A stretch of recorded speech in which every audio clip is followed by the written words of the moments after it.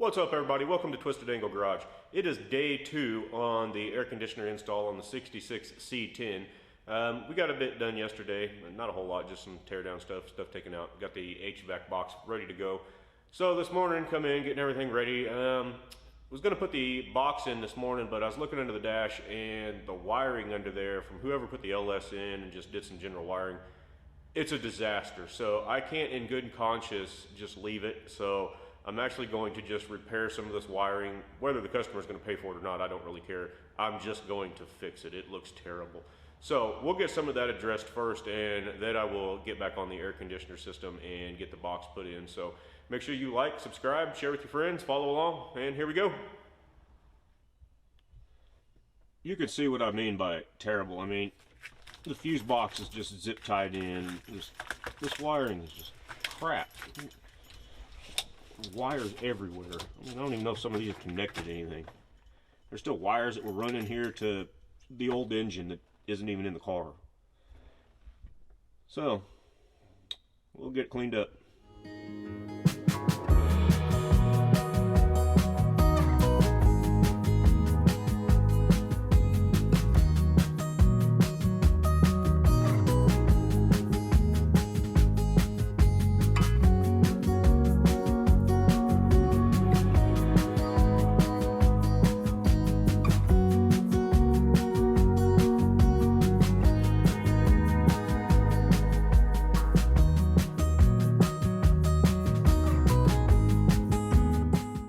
So we got some wiring all cleaned up now. I spent a few hours doing that.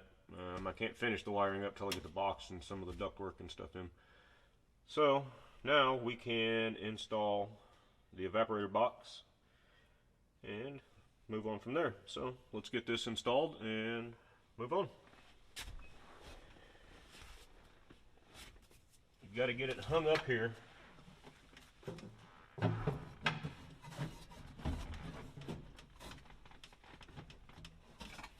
And now I'm going to have to get some blocks and stuff to hold this up, and then it bolts in from the other side, and then you'll drill some holes up here and mount it into the cowl.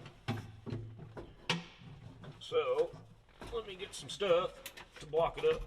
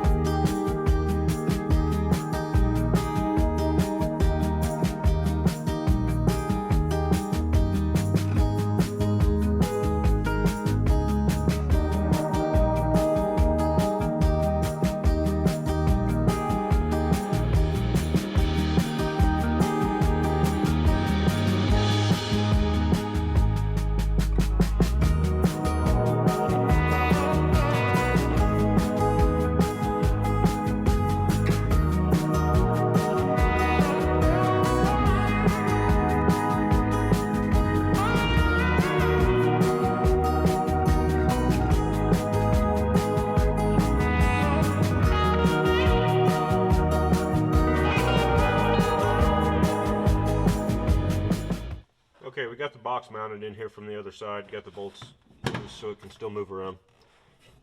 Got to hold it up here, make sure the box is level, and then we've got to drill a couple holes up here.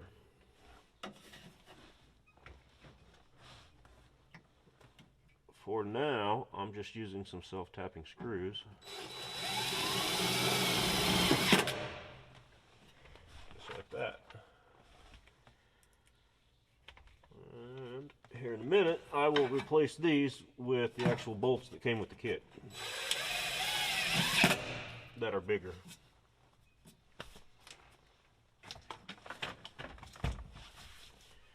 Now, I need to go outside and tighten the bolts down. First thing I need to do though is get a shorter bolt, because this lower one is hitting the heater core line, and it's still at least a 1/4 inch, 1/2 inch out.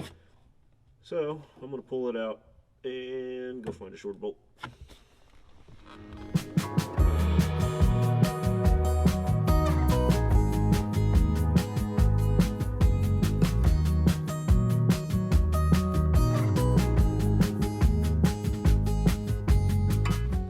Now our box is solid.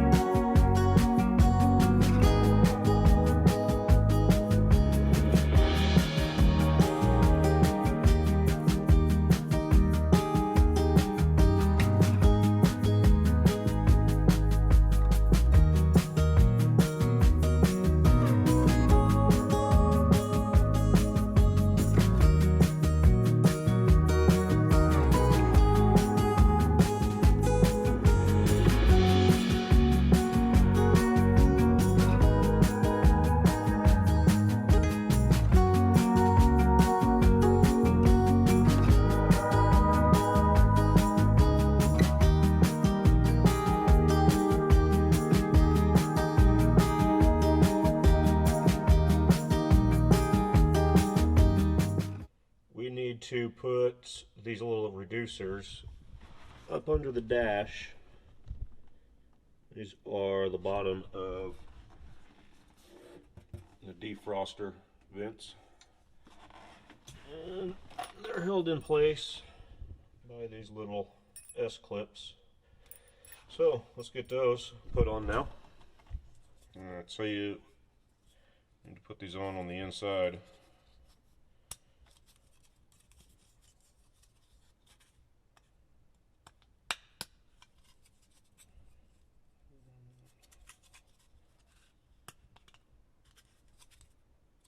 Make sure they're across from each other.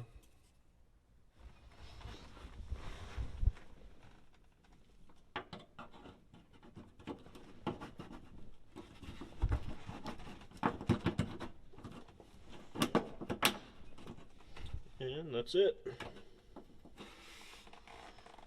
Get the other side done.